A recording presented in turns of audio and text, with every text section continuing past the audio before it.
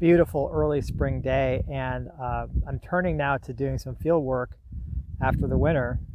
And one of the first things I'm doing is looking at my garlic, and it looks really good. The color is outstanding.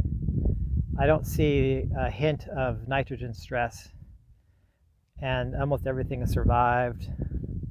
But what you see is you've got weeds in here, and as the soil warms and the days lengthen, these weeds are going to get more and more aggressive. So we're in this situation where the soil's pretty damp still and heavy from the winter rains, but I want to try to start controlling the weeds. So the first thing I'm just going to do is I'm going to mow.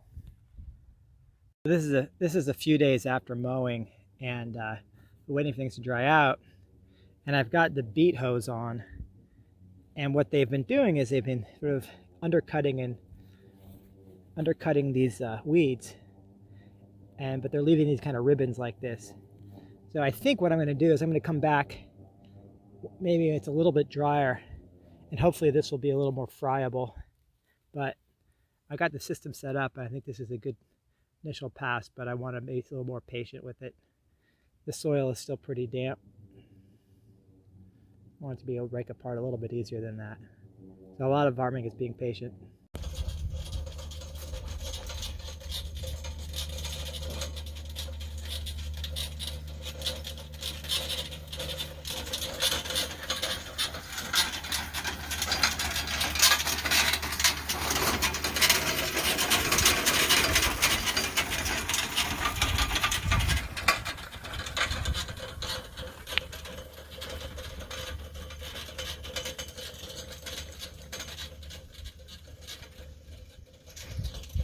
Okay, I'm out here the next day, and I'm running through with beat hose and sweeps.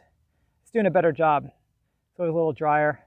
I'm gonna have to do multiple passes on this, but if you do a pass, it's a little messy. Go it again. So this will break up after a while, but it's very important you get rid of these weeds now, and then this garlic is really gonna take off. So yeah, the little tractor's doing all right. I got some overwinter onions that I'm doing the same thing that I'm doing with the garlic.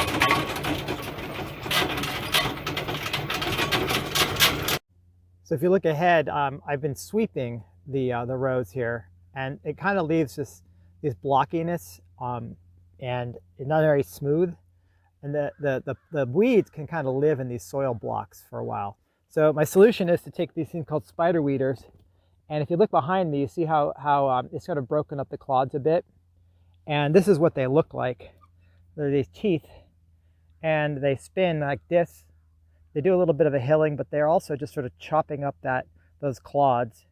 And you move, I can move a decent clip, as you'll see here, and the action you get.